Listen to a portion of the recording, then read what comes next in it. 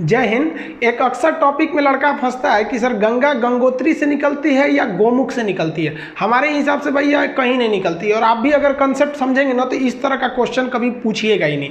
और एक और फंस जाता है, सबसे ऊंचा बांध टिहरी बांध है या फिर भाखड़ा नांगल है। दोनों अपने अपने जगह पे सही है, दोनों की कैटेगरी है। समझते हैं। देखिए, उत्तराखंड जो है ये उत्तर प्रदेश से टूट के सन 2000 में अलग हुआ था। उत्तराखंड को बेसिकली दो भागों में बांट सकते हैं। इसका पूर्वी भाग थोड़ा सा छोटा है जिसे कुमायूं कहते हैं, और इस साइड का भाग थोड़ा बड़ा है, गढ़वाल कहते हैं। गढ़वाल जो एरिया है यहाँ बहुत से बड़े बड़े हिमानी का मतलब होता है ग्लेशियर, जहाँ पे बर्फ के पहाड़ होते हैं उसे ग्लेशियर कहते हैं। वहाँ से कई नदियों का उद्गम होता है। अब इन ग्लेशियर यानी पहाड़ों के ऊपर से बर्फ कहाँ जाता है, तो जैसे जैसे ऊंचाई बढ़ती है प्रत्येक 165 मीटर ऊंचा जाने पर 1 डिग्री टेम्परेचर में कमी आने लगती है। ये कमी क्यों आती है ये एक अलग टॉपिक है। बस इतना समझिए कि जब आप जमीन पे रहते हैं तो आपको कई जगह से उष्मा मिलती है। सीधे सूरज से मिलता है, इधर का दीवाल गर्म, इधर का दीवाल गर्म, हवाएं गर्म, नीचे का जमीन गर्म, तो कई ओर से हवा गर्मी आते रहता है, तो आपका टेम्परेचर ज़्यादा रहता है। जैसे जैसे आप ऊपर जाते हैं तो जो नीचे की अगल बगल का वातावरण था वो तो छूट गया,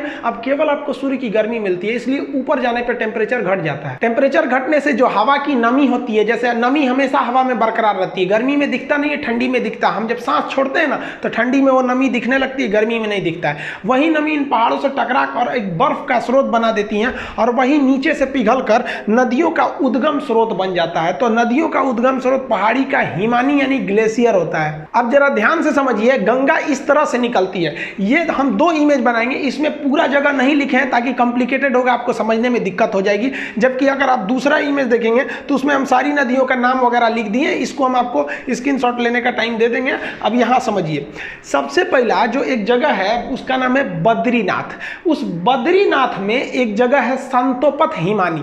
बद्रीनाथ के संतोपत हिमानी से एक नदी निकलती है जिसका नाम है धौली गंगा, विष्णु गंगा, और एक साइड से आती है धौली गंगा। तो धौली गंगा और विष्णु गंगा 2 नदियां हैं। ये 2 नदियां आपस में आके मिल जाती है विष्णु प्रयाग में।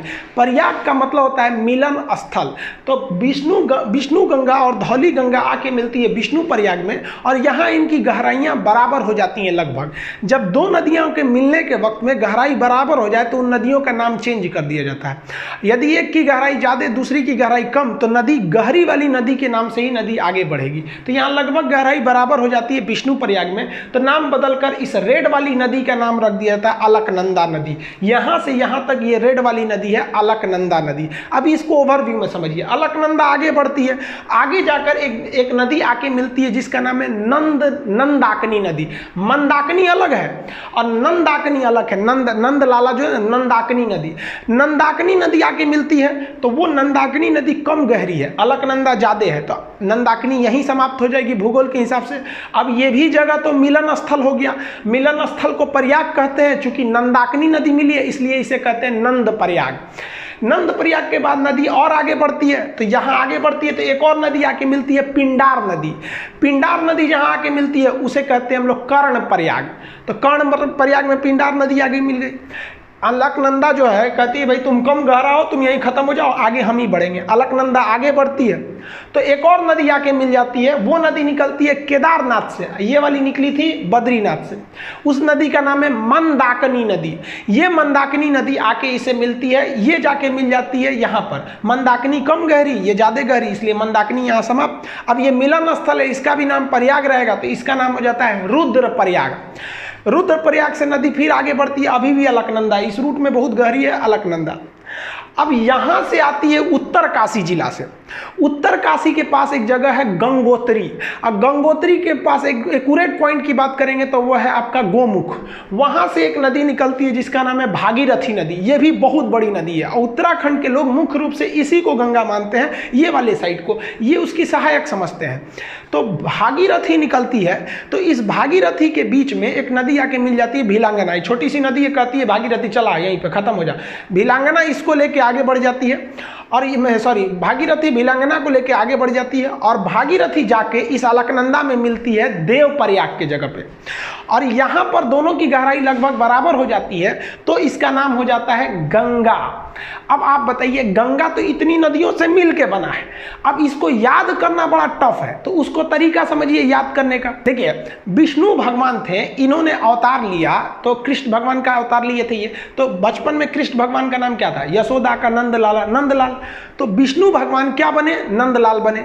और ये जब बचपन में थे, आगे बढ़े, तो ये हमेशा इनके कान में बाली रहता था। आप देखेंगे कृष्ण भगवान काल में बाला पहनते थे और गले में उसके बाद रुद्राक्ष की माला। तो लाइन से याद रखिएगा, विष्णु भगवान से याद रखेंगे विष्णु प्रयाग, नंदलाला से याद रखिएगा नंद प्रयाग, कान में बाली पहनते थे तो कर्ण प्रयाग, गले में रुद्राक्ष की माला रखते थे तो रुद्र प्रयाग। और जब इतना चीज कर देते थे तो कृष्ण भगवान का जो रूप हो जाता था वो एक देव की रूप हो जाता था और उनकी वाणी देव की वाणी हो जाती थी। अकेले महाभारत निपटा दिए फाइल अकेले, इन्हीं की तो मतलब उपदेशों को गीता में रखा गया है। तो लास्ट में वो किसका रूप ले लिए? देव का रूप ले लिए। यही 5 प्रयाग है जिसे हम पंच प्रयाग कहते हैं, जो हिंदू धर्म के हिसाब से ये पंच प्रयाग घूमना बहुत ही शुभ माना जाता है। उसे अपने जीवन में ये पंच प्रयाग घूमना चाहिए। तो कौन प्रयाग हो गया आपका? विष्णु भगवान से याद रखिएगा विष्णु प्रयाग, नंद प्रयाग, कर्ण प्रयाग, गले में रुद्राक्ष की माला तो रुद्र प्रयाग, और सकल हो गया इनका किस तरह से देव की भांति इनकी रूप हो गई तो देव प्रयाग। यानी 5 प्रयाग को मिला देते हैं पंच प्रयाग। तो सीक्वेंस आपको याद हो गया। अब पिछले स्लाइड पे चलते हैं। यहां देखिए, ये वाला प्रयाग कौन सा होगा? विष्णु प्रयाग। विष्णु भगवान नंदलाला के रूप में जन्म लेंगे तो नंद प्रयाग, कान में पहनेंगे तो कर्ण प्रयाग, गले में रुद्राक्ष की माला तो रुद्र प्रयाग, और सकल हो जाएगा देव के भांति तो देव प्रयाग। ये नदियां हो गई। अब आप बताइए, देव प्रयाग के आगे गंगा बनती है। तो बीपीएससी में क्वेश्चन पूछा था कि ये भागीरथी तथा अलकनंदा का संगम कहां होता है? तो वो होता है आपका देव प्रयाग में। समझ आ गया? अब इसको एक बार दोबारा समझते हैं। संतोपत है, हिमानी है बहुत बड़ा, वहां से निकलती है धौली गंगा, विष्णु गंगा। कहां मिलेगी? विष्णु प्रयाग में। नदी का नाम हो जाएगा अलकनंदा। अगली नदी नंद प्रयाग, नदी का नाम रहेगा नंदाकनी और जगह का नाम हो जाएगा नंद प्रयाग।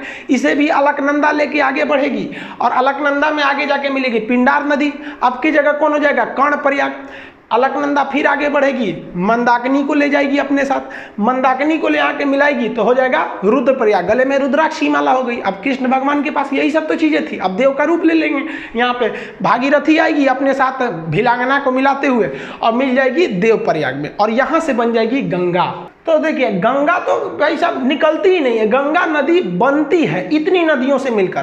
तो अगर आप ग्रुप डी खलासी, चपरासी, गैंगमैन, सफाई कर्मी का एग्जाम देते हैं तो गंगा कहाँ से निकलती है? तो मार दीजिएगा भाई साहब उत्तरकाशी जिला के गंगोत्री के समीप गोमुख से।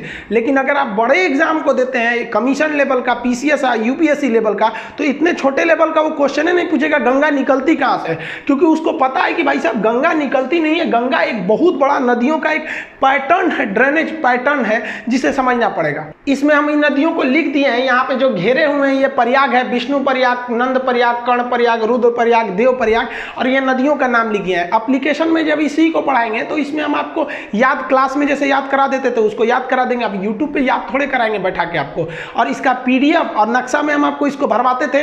याद करिए, जब उत्तराखंड का नक्शा मतलब मैप के क्लास में पढ़ाते थे तो ये तो पूरा चीज आपको बता देते थे। अब इसमें 2-3 चीजें अलग से आप जान लीजिए। भिलांगना नदी जैसे आके भागीरथी से मिलती है तो इसके संगम के समीप ही बनाया गया है टिहरी बांध।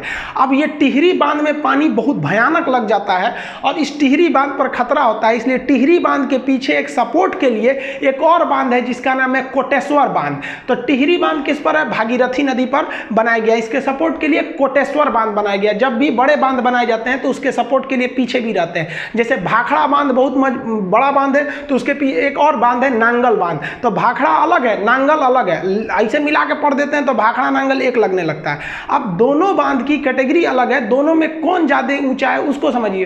देखिए, उत्तराखंड का जो टिहरी बांध है ये तो भागीरथी पर स्थित है, और पंजाब का जो भाखड़ा नांगल बांध है वो किस पर है? सतलज नदी पर। अब दोनों बांध की कैटेगरी अलग अलग है। ये बांध 260 मीटर है ऊंचा, कहीं कहीं आपको 255 देगा, तो 260 मीटर ऊंचा है, तो ये जेन्युइन है, ऊंचा है। ये वाला बांध जो है वो थोड़ा कम ऊंचा है, 225 20 मीटर ही ऊंचा है, लेकिन दोनों बांध की कैटेगरी अलग अलग है। जैसे कोई लड़का है 6 फीट का और कोई लड़की है 5 फीट की, आपसे पूछा जाए सबसे ऊंची लड़की कौन है, तो इसको थोड़ा कहिएगा कि 6 फीट का, भाई साहब तो कैटेगरी अलग होगा, लड़की में तो 5 फीट को रखना पड़ेगा। लेकिन कह दे कि इन दोनों में सबसे ऊंचा इंसान कौन है, तो भाई लड़की भी इंसान लड़का भी इंसान, तब आप कहिएगा कि नहीं 6 फुट वाला ही है। तो यही एग्जाम में पूछता है कि सबसे ऊंचा ग्रेविटी बांध कौन सा है, तो देखिए इस बांध की जो कैटेगरी है वो ग्रेविटी कैटेगरी का है और ये बांध की कैटेगरी अर्थ फिलर है। ये बांध जब पढ़ाएंगे ना तो उसमें हम आपको बता देंगे कि बांध कितने टाइप के होते हैं, आर्क बांध कौन सा होता है, ग्रेविटी कौन कौन से कई टाइप के बांध होते हैं। तो कैटेगरी के हिसाब से पूछता है ये कि सबसे ऊंचा गुरुत्व यानी ग्रेविटी बांध कौन सा है, तो भाई साहब ये 260 होने के बावजूद इसको आंसर नहीं देंगे क्योंकि इसकी कैटेगरी अलग है, ये तो उस कैटेगरी में है ही नहीं है जिस कैटेगरी का क्वेश्चन पूछ रहा है। तब आपका आंसर हो जाता है भाखड़ा नांगल बांध। लेकिन जब क्वेश्चन कहेगा कि भारत का सबसे ऊंचा बांध कौन है, तो भाई साहब आप अर्थ फिलर हैं तब भी बांध है, ग्रेविटी है तब भी बांध है, आर्क बांध है तब भी बांध है। तो अब आपके लिए कैटेगरी का बाउंडेशन खत्म कर दिया और ओवरऑल में अगर कहेगा सबसे ऊंचा बांध कौन सा है तब हो जाएगा आपका टिहरी बांध, लंबा में हीराकुंड अलग हो जाता है वो सब। तो ये समझ में आ गया आपको। देखिए उत्तराखंड के लोग गंगा को मुख्य रूप से भागीरथी को गंगा कहते हैं और बंगाल के लोग भी गंगा को गंगा न कह के भागीरथी कहते हैं। और शास्त्रों में भी देखिएगा ना तो कई जगह गंगा को भागीरथी बोला गया है। आप बाहुबली का गाना सुनिएगा, जब वो शिवलिंग लेकर गंगा झरना के नीचे रख देता है, वहाँ गाना बजता है कि भागीरथी देख तेरे पास खुद शिव जी चले आए रे। तो आप इसको देखे होंगे ना, शिव तांडव वगैरह भागीरथी बोला जाता है। तो ये भागीरथी को लोग गंगा समझने लगते हैं और उस हिसाब से छोटे एग्जाम में बोल देते हैं कि उत्तरकाशी जिला के गंगोत्री हिमालय के गोमुख से निकलती है। जबकि आप ये कॉन्सेप्ट समझ गए, पंच प्रयाग यानी पांचों प्रयाग में कौन कौन सा सीक्वेंस याद करने का आपको हल्का सा यहाँ बता दिए। हालांकि एप्लीकेशन पे तो जब तक आप लोग क्लास के स्टूडेंट होंगे तो आपको पता होगा, ये सब तो पूरा याद ही करा देते थे। कैसे याद रखेंगे प्रयाग का जगह, तो ऊपर सबसे पहले होगा आपका विष्णु प्रयाग, विष्णु प्रयाग के बाद नंद प्रयाग, कर्ण प्रयाग, रुद्र प्रयाग और कृष्ण भगवान का रूप देव की तरह हो जाएगा तो देव प्रयाग। गंगा कहाँ बन गई, देव प्रयाग में बन गई। गंगा नदी जो पहाड़ी एरिया से निकलती है, तो यहाँ वाले एरिया में ना जो गंगा नदी, यहाँ मानव बस्तियां बहुत कम है, चूंकि पहाड़ी एरिया है तो प्रदूषण बहुत कम है। और इस गंगा में ना एक बैक्टीरियोफेज पाया जाता है।